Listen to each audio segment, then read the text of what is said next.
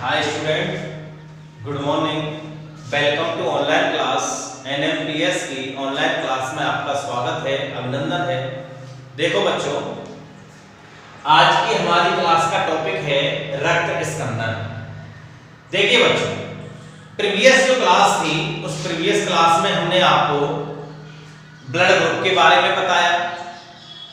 Blood group जो थे वो दो समूह थे, एबीओ तंत्र और आरएस तंत्र। एबीओ तंत्र की खोज लैंड स्टीनर नामक साइंटिस्ट ने 1900 में की थी, जिसके अनुसार आरबीसी की जो सतह है उस पर ए और बी एंटीजन पाए जाते हैं, जिनके विरुद्ध प्लाज्मा में बी और ए एंटीबॉडी का निर्माण होता है। इस एंटीजन के आधार पर मनुष्य में 4 रक्त समूह थे, ए, बी, एबी और ओ। इसके अलावा आरएच तंत्र की बात करें हम तो आरएच एंटीजन की उपस्थिति या अनुपस्थिति पर आधारित जो तंत्र है उसे आरएच तंत्र कहते हैं। आरएच तंत्र की खोज वीनर और लैंड स्टीनर नामक वैज्ञानिक ने रीसस नामक बंदर के अंदर की थी। आरएच एंटीजन की उपस्थिति एवं अनुपस्थिति के आधार पर व्यक्ति दो प्रकार के होते हैं, आरएच पॉजिटिव और आरएच नेगेटिव। जिनमें आरएच एंटीजन पाया जाता है आरएच पॉजिटिव, जिनमें नहीं पाया जाता है आरएच नेगेटिव। वंशागति की पड़ी तो आरएच जो कारक है वो वंशांगत होता है, अर्थात जनक से संतति पीढ़ी में ट्रांसफर होता है। आरएच पॉजिटिव और आरएच नेगेटिव। आरएच पॉजिटिव प्रभावी, आरएच नेगेटिव अप्रभावी। जब ये दोनों जीन किसी शिशु में उपस्थित हैं तो आरएच पॉजिटिव के द्वारा आरएच नेगेटिव के प्रभाव के जो लक्षण है उसको प्रकट होने नहीं देता है। एरिथ्रोब्लास्टोसिस फर्टिलिस रोग के बारे में भी मैंने बताया था कि जब आरएच पॉजिटिव पुरुष की शादी किसी आरएच नेगेटिव महिला के साथ करा दी जाती है और जब वो महिला गर्भधारण करती है तो उस समय आरएच जो एंटीजन है वो शिशु में पिता से ट्रांसफर हो जाता है, तो जो शिशु है वो आरएच पॉजिटिव हो गया। और जब प्रसव क्रिया हुई, बच्चे का जन्म हुआ, तो उस क्रिया के समय माता का ब्लड और शिशु का ब्लड आपस में मिल जाते हैं, जिससे आरएच कारक, आरएच जो एंटीजन है वो माता के अंदर प्रविष्ट कर जाता है, जिसके विरुद्ध में आरएच नेगेटिव एंटीबॉडी का निर्माण हो जाएगा।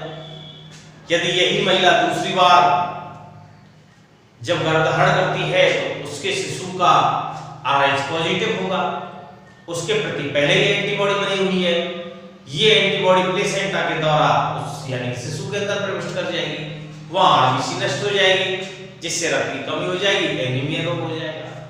तो गर्भाशय के अंदर ही इससे शिशु में जब ये घातक रोग है तो इसको एरिथ्रोब्लास्टोसिस फर्टिलिस रोग के नाम से जाना जाता है। तो ऐसे बच्चे को रीसस शिशु के नाम से जाना जाता है। ऐसे बच्चे जो होते हैं वो 9 महीने से पहले, अर्थात जो उनका जन्म काल है उससे पहले ही जन्म ले लेते हैं। बचाव की बात कर रहे थे हम, तो एक तो यह है बेटा जो शिशु है उसके संपूर्ण रक्त का प्रतिस्थापन कर दिया जाए, और दूसरा यह है कि प्रसव क्रिया के ठीक पहले 72 घंटे के अंदर अगर माता को आरएच एंटीजन का इंजेक्शन दे दिया जाए तो शिशु को बचाया जा सकता है। इसके बाद जो टॉपिक है वो है रक्त स्कंदन। रक्त स्कंदन क्या है? देखो बच्चों, मान के चलो ये हाथ है, इस हाथ पर किसी ब्लेड, चाकू या किसी भी यानी दुर्घटना से जब चोट लग गई और जब रक्त वाहिनी क्षतिग्रस्त हो गई तो रक्त बाहर निकलता है, निकलता है। चाकू से या ब्लेड से या किसी दुर्घटना से कोई क्षतिग्रस्त हो जाती है तो ब्लड बाहर आता है। तो जब ब्लड बाहर आएगा तो रक्त के जो अवयव हैं वे एक जेल समान संरचना में बदल जाते हैं। रक्त वाहिनी जब चोटग्रस्त होगी तो रक्त बाहर निकलेगा, तो बाहर आते ही रक्त के जो अवयव हैं वो एक जेल समान संरचना में बदल जाते हैं, जिसे थक्का या क्लॉट कहते हैं। और थक्का बनने की क्रिया रक्त स्कंदन कहलाती है। थक्का बनने की क्रिया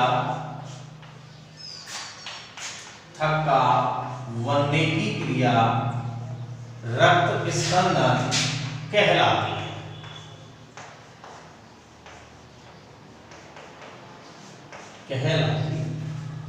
दोबारा से सुनो बेटा, हाथ है, पैर है, सिर है, कोई भी ऑर्गन जब चोट लग गई, किसी चाकू से कट गया, किसी यानी कि ब्लेड से कट गया, तो रक्त बाहर आता है। तो रक्त जब बाहर आता है तो इस रक्त के जो अवयव हैं, जो घटक हैं प्लाज्मा और रक्त, वो एक जेल समान संरचना में बदल जाते हैं, जिसे थक्का या क्लॉट कहते हैं। और थक्का बनने की क्रिया रक्त स्कंदन कहलाती है। रक्त स्कंदन की जो प्रक्रिया है वह एक सुरक्षात्मक प्रणाली है।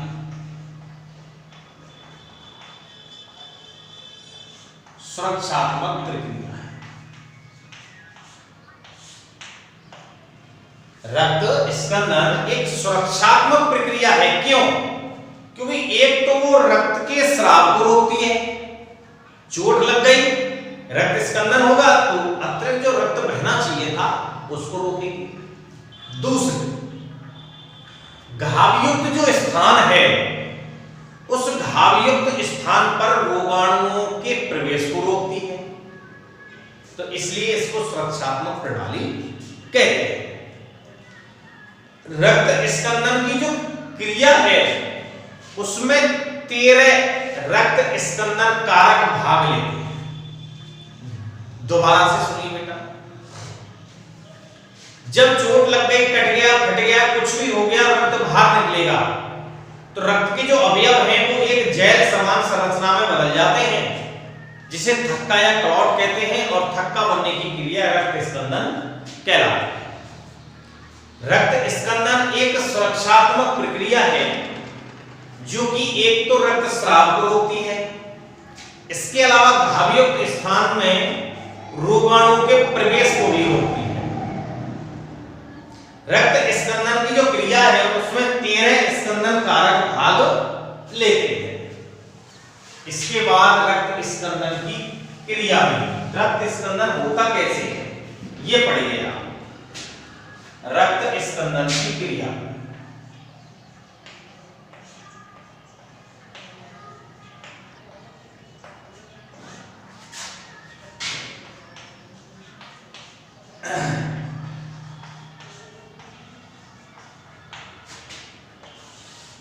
रक्त स्कंदन की क्रिया। देखिए बच्चों, रक्त वाहिनी हमारी क्षतिग्रस्त हुई और रक्त का स्राव हुआ। भाई क्षतिग्रस्त होगी, कोई भी अगर कहीं भी कट लग जाएगा तो रक्त का स्राव होगा। रक्त के स्राव होते ही रक्त स्कंदन जो कारक हैं वो एक्टिव हो जाएंगे, वो सक्रिय हो जाएंगे। क्षतिग्रस्त हो जाएगा कोई भी ऑर्गन, कोई भी टिश्यू, कोई भी सेल जब क्षतिग्रस्त हो जाएगी तो रक्त बाहर निकलेगा। और रक्त स्राव के समय रक्त स्कंदन जो कारक हैं वो एक्टिव हो जाएंगे। अर्थात रक्त स्कंदन की क्रिया में, रक्त स्कंदन की क्रिया में रक्त स्कंदन कारक एक एंजाइम की भांति कार्य करते हैं, जिनमें फाइब्रिनोजन, थ्रोम्बिन, प्लेटलेट्स या कुछ और भी अन्य महत्वपूर्ण स्कंदन कारक हैं जो कि इस क्रिया में भाग लेते हैं। रक्त स्कंदन की क्रिया विधि पढ़ रहे हैं हम, तो रक्त स्राव होते समय ही रक्त स्कंदन जो कारक है वो एक्टिव हो जाते हैं। रक्त स्कंदन की क्रिया में जो रक्त स्कंदन कारक हैं ये एक एंजाइम की भांति कार्य करते हैं, जिनमें मुख्यतः आपकी फाइब्रिनोजन है, थ्रोम्बिन है, प्लेटलेट्स हैं। इसके अलावा अन्य महत्वपूर्ण कारक भी इस क्रिया में भाग लेते हैं। रक्त स्कंदन की क्रिया 3 चरणों में पूर्ण होती है। 3 चरणों में संपन्न। /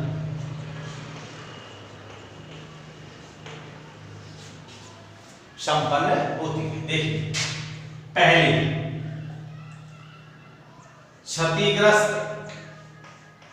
क्षतिग्रस्त ऊतक, मैं इसको रेखा चित्र के द्वारा समझाऊंगा। प्लेटलेट्स का टूटना,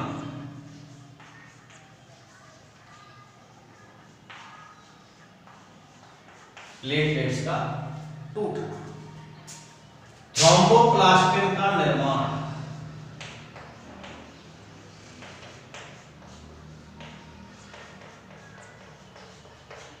थ्रोम्बोप्लास्टिन, प्रोथ्रोम्बिन बदल जाएगा, प्रोथ्रोम्बिन, जो कि निष्क्रिय होगा, अक्रिय होगा, किसकी उपस्थिति में? थ्रोम्बोकाइनेज एंजाइम की उपस्थिति।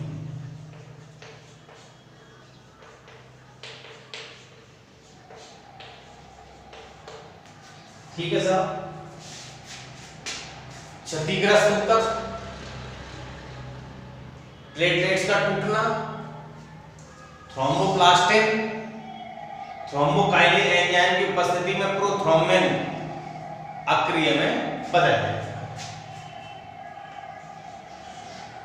दूसरी क्रिया, प्रोथ्रोम्बिन जो निष्क्रिय है,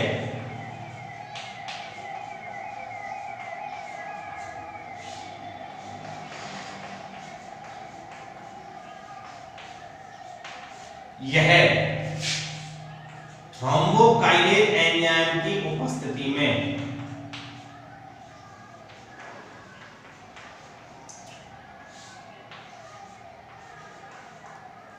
थ्रोम्बिन में बदल जाएगा। ये कैसा है बेटा? सक्रिय है। दूसरा चरण। तीसरा चरण, फाइब्रिनोजन, फाइब्रिनोजन निष्क्रिय है,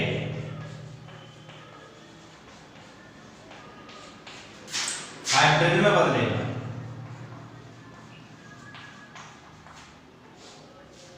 और फाइब्रिन क्या है बेटा? फाइब्रिन तंतु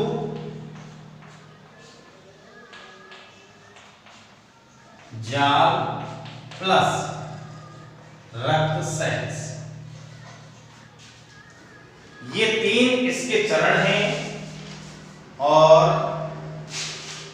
रक्त कणिकाएं यानी कि थक्का बना देंगी, रक्त सेल थक्का बना देंगी। देखिए, रक्त स्कंदन की जो क्रियाविधि है 3 चरणों में पूर्ण होगी। क्षतिग्रस्त ऊतक सबसे पहले क्षतिग्रस्त होगा, प्लेटलेट्स टूटेंगी, थ्रोम्बोप्लास्टिन का निर्माण करेंगी, और ये प्रोथ्रोम्बिन जो निष्क्रिय है इसका निर्माण करेंगी। दूसरे चरण में प्रोथ्रोम्बिन निष्क्रिय है, वो सक्रिय में बदल जाएगा। तीसरे चरण में फाइब्रिनोजन निष्क्रिय है, ये सक्रिय फाइब्रिन में बदल जाएगा। और फाइब्रिन क्या होती है? रेशेदार प्रोटीन, जो कि एक जाल बनाएगी और जाल के बाद में थक्के का निर्माण हो जाएगा। इसमें सबसे पहला जो चरण है वो है आपका थ्रोम्बोप्लास्टिन का मुक्त होना। सबसे पहला चरण, सबसे पहला चरण है आपका थ्रोम्बोप्लास्टिन का मुक्त होना।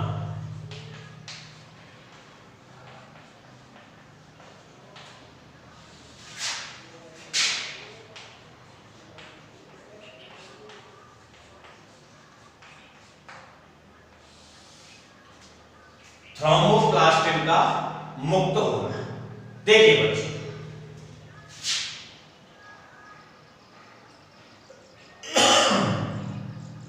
रक्तस्राव होगा, चोटग्रस्त ऊतक है, उस चोटग्रस्त ऊतक से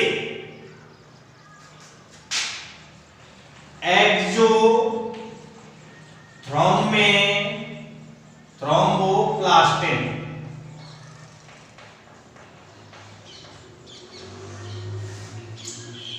चोटग्रस्त ऊतक से एक्सोथ्रोम्बोप्लास्टिन और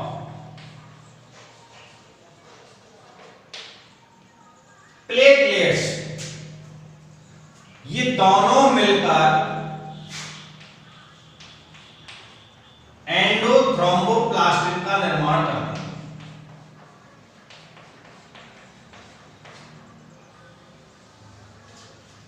ठीक है साहब, सबसे पहला पॉइंट है थ्रोम्बोप्लास्टिन का मुक्त होना।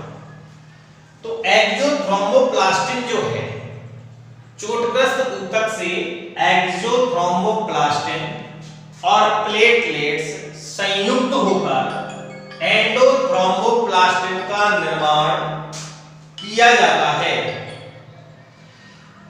ये दोनों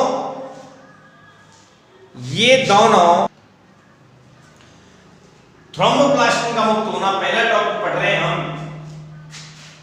तो एक्सोथ्रोम्बोप्लास्टिन चोटग्रस्त ऊतक से एक्सोथ्रोम्बोप्लास्टिन और प्लेटलेट्स एंडोथ्रोम्बोप्लास्टिन का निर्माण किया जाता है। इन दोनों के द्वारा इसका निर्माण कर दिया जाएगा। ये दोनों थ्रोम्बोप्लास्टिन, एक्सो और एंडो, ये दोनों थ्रोम्बोप्लास्टिन कैल्शियम आयनों की उपस्थिति में प्लाज्मा प्रोटीन के साथ संयुक्त होकर थ्रोम्बोकाइनेज एंजाइम का निर्माण कर देती हैं, जो कि प्रतिस्कंदक जो पदार्थ है हेपेरिन, उसको निष्क्रिय कर देती है। थ्रोम्बोप्लास्टिन का मुक्त हो गया। चोटग्रस्त भाग से एक्सोथ्रोम्बोप्लास्टिन और प्लेटलेट्स संयुक्त होकर एंडोथ्रोम्बोप्लास्टिन का निर्माण करते हैं, और ये दोनों थ्रोम्बोप्लास्टिन कैल्शियम आयनों की उपस्थिति में प्लाज्मा प्रोटीन के साथ संयुक्त होकर थ्रोम्बोकाइनेज एंजाइम का निर्माण करती हैं, संश्लेषण करती हैं, जो कि प्रतिस्कंदन पदार्थ हेपेरिन को निष्क्रिय कर देती है। दूसरी पॉइंट आ जाएगा बेटा यहां प्रोथ्रोम्बिन का, प्रोथ्रोम्बिन का थ्रोम्बिन में बदलना,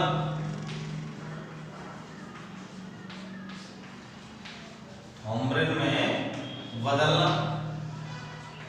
यहां क्या होगा बेटा कि जो थ्रोम्बोकाइनेज एंजाइम है, ये थ्रोम्बोकाइनेज एंजाइम प्रोथ्रोम्बिन जो अक्रिय है, निष्क्रिय है, इसको सक्रिय थ्रोम्बिन में बदल देती है। तीसरा पॉइंट फाइब्रिनोजन का फाइब्रिन में बदलना।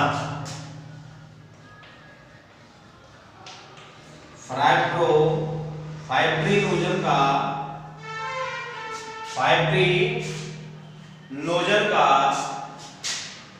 फाइब्रिन में बदलना।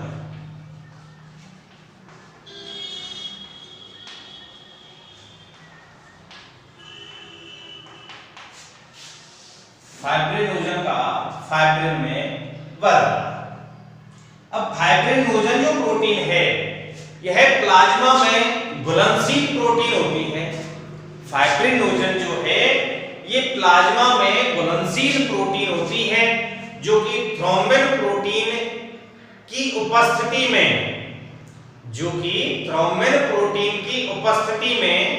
बहुलीकरण की क्रिया के दौरान अघुलनशील प्रोटीन में बदल जाती है। फाइब्रिन जो प्रोटीन है, यह एक रेशेदार प्रोटीन होती है, जो कि रक्त पर एक जाल का निर्माण कर देती है, जिससे रक्त का थक्का बनना कहते हैं।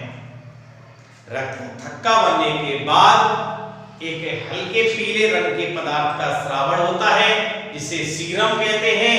ये एंटीबॉडी बनाने का कार्य करता है। तो ये एंटीबॉडी जब बन जाएंगी तो रोगाणु नष्ट हो जाते हैं। इस तरह से रक्त स्कंदन की क्रिया होती है, 3 चरणों में संपन्न होती है। सबसे पहला है थ्रोम्बोप्लास्टिन का मुक्त होना, दूसरा है प्रोथ्रोम्बिन का थ्रोम्बिन में बदलना, और तीसरा है फाइब्रिनोजन का फाइब्रिन में बदलना। सबसे पहले रक्त स्कंदन किसे कहेंगे? कोई चोटग्रस्त हुआ, क्षतिग्रस्त भाग हुआ, उससे रक्त बाहर निकलता है तो रक्त एक जेल समान पदार्थ संरचना में बदल जाएगा, जिसे हम थक्का या क्लॉट कहते हैं। थक्का या क्लॉट बनने की क्रिया रक्त स्कंदन कहलाती है। रक्त स्कंदन की जो क्रिया है वह एक सुरक्षात्मक प्रणाली है जो कि रक्तस्राव को रोकती है और साथ में ही घाव युक्त भाग में रोगाणुओं को प्रवेश करने से भी रोकती है। इस क्रिया में 13 स्कंदन कारक भाग लेते हैं। रक्त स्कंदन की क्रिया 3 चरणों में पूर्ण होती है। सबसे पहली है थ्रोम्बोप्लास्टिन का मुक्त होना। चोटग्रस्त ऊतक से एक्सोथ्रोम्बिन प्लास्टिन और प्लेटलेट्स के संयुक्त होने से एंडोथ्रोम्बोप्लास्टिन का निर्माण होता है। ये दोनों थ्रोम्बोप्लास्टिन कैल्शियम आयनों की उपस्थिति में प्लाज्मा प्रोटीन के साथ संयुक्त होकर थ्रोम्बोकाइनेज एंजाइम का निर्माण करती हैं, जो कि प्रतिस्कंदन कारक जो पदार्थ के रूप में कार्य करता है हेपेरिन, उसको निष्क्रिय कर देते हैं। दूसरा है प्रोथ्रोम्बिन का थ्रोम्बिन में बदलना। थ्रोम्बोकाइनेज एंजाइम जो है या कैल्शियम आयनों की उपस्थिति में असक्रिय या निष्क्रिय प्रोथ्रोम्बिन को सक्रिय थ्रोम्बिन में बदल देता है। तीसरा है फाइब्रिनोजन का फाइब्रिन में बदलना। तो फाइब्रिनोजन प्लाज्मा में घुलनशील प्रोटीन होती है जो कि थ्रोम्बिन प्रोटीन की उपस्थिति में बहुलीकरण की क्रिया के दौरान अघुलनशील फाइब्रिन में बदल जाएगी। यह फाइब्रिन प्रोटीन एक रेशेदार प्रोटीन होती है जो कि रक्त के ऊपर एक जाल जैसी संरचना बना देती है, जिससे रक्त का थक्का बनना कहते हैं। रक्त का थक्का बन जाता है तो उसके बाद एक हल्के पीले रंग की संरचना का स्रावण होता है, इसे सीरम कहते हैं। यह सीरम एंटीबॉडी बनाने का कार्य करता है। तो ये आपका रक्त स्कंदन हो गया बेटा। अब आप नोटबुक उठाएं और नोट्स बनाएं और इसमें लिखें आप रक्त स्कंदन। हेडिंग लिखें बेटा रक्त स्कंदन। हेडिंग लिखो रक्त स्कंदन।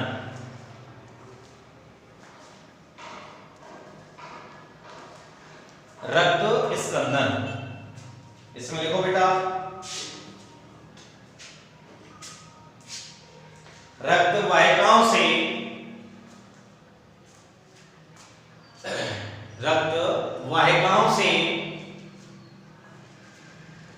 रक्त के बाहर आते ही रक्त स्कंदन हेडिंग डाल के लिखिए आप। रक्त वाहिकाओं से रक्त के बाहर आते ही रक्त के अवयव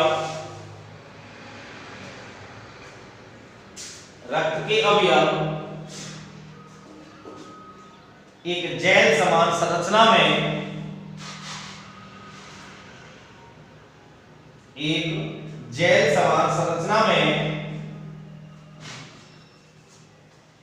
बदल जाते हैं,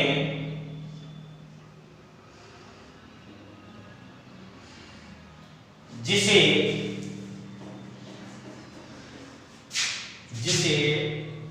थक्का या क्लॉट कहते हैं। जिसे थक्का या क्लॉट कहते हैं। एवं थक्का बनने की क्रिया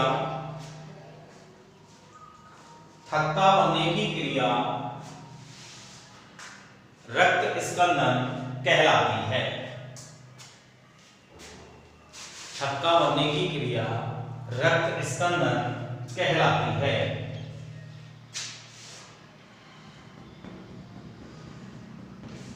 नेक्स्ट लाइन से लिखेंगे बेटा आप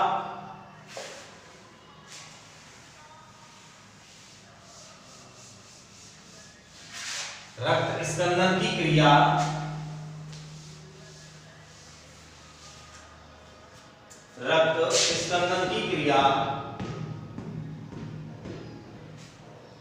एक सुरक्षात्मक प्रक्रिया है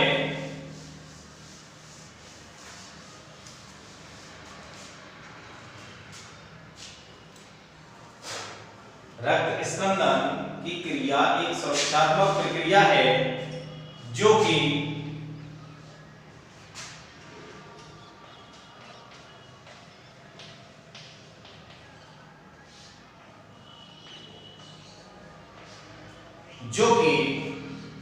रक्तस्राव को रोकती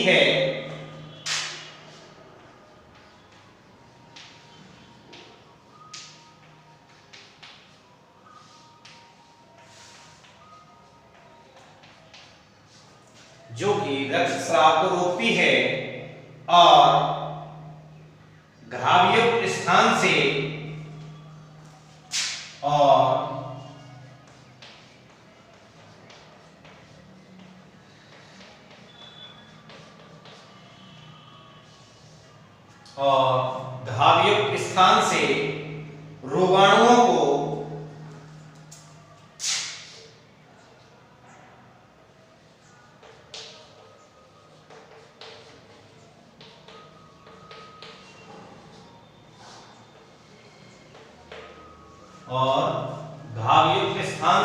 रोगाणुओं को शरीर में प्रवेश करने से रोकती है।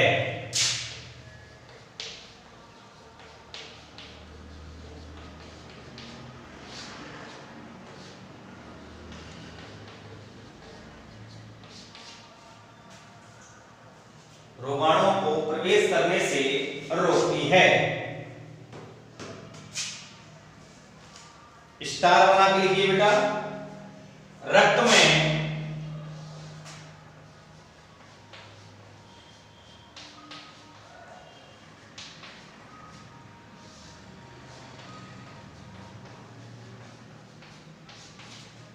स्टार बना के लिखो बेटा, रक्त में उपस्थित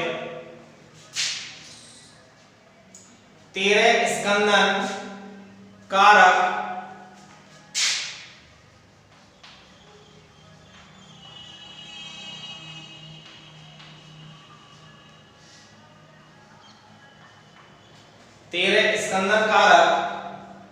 रक्त स्कंदन में भाग लेते हैं। रक्त स्कंदन में भाग लेते हैं।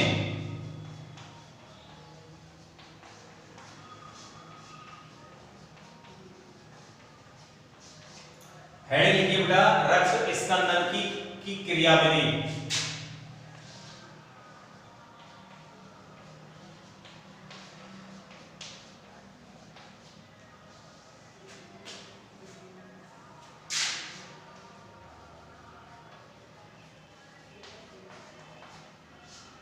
रक्त स्कंदन की क्रियाविधि।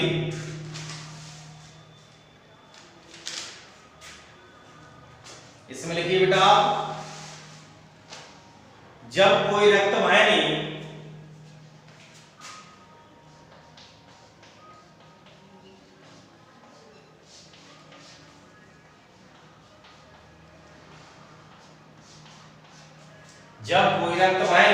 क्षतिग्रस्त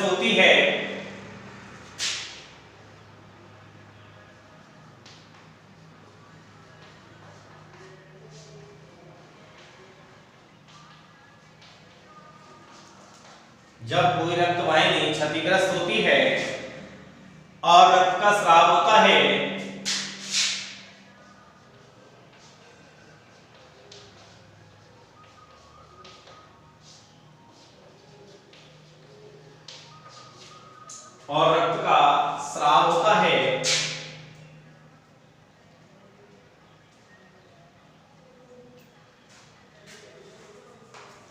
तो रक्त स्कंदन कारक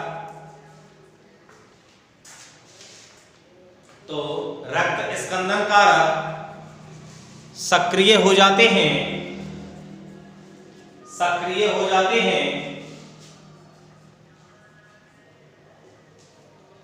स्कंदन क्रिया में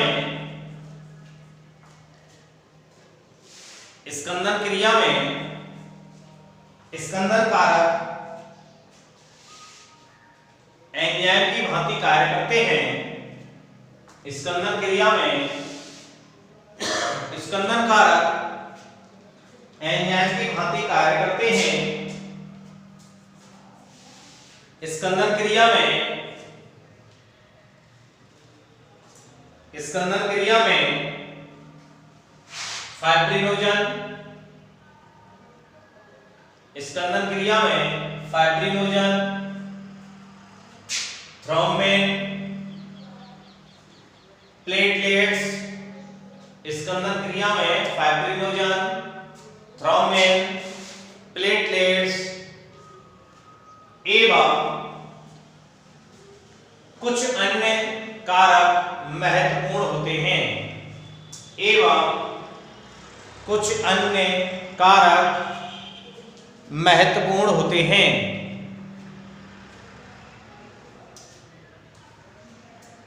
नेक्स्ट लाइन से लिखेंगे बेटा, रक्त स्कंदन की क्रिया, रक्त स्कंदन की क्रिया निम्न तीन चरणों में, निम्न तीन चरणों में संपन्न होती है, संपन्न होती है।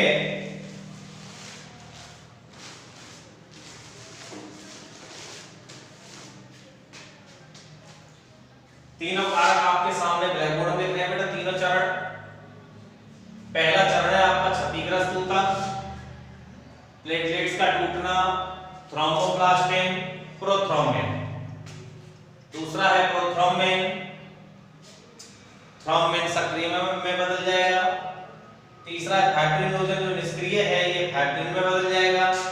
फाइब्रिन एक तंतु जाल है, रक्त कणिका है, फिर थक्का बन जाएगा। तीनों चरणों को ताल लीजिए आप फटाफट।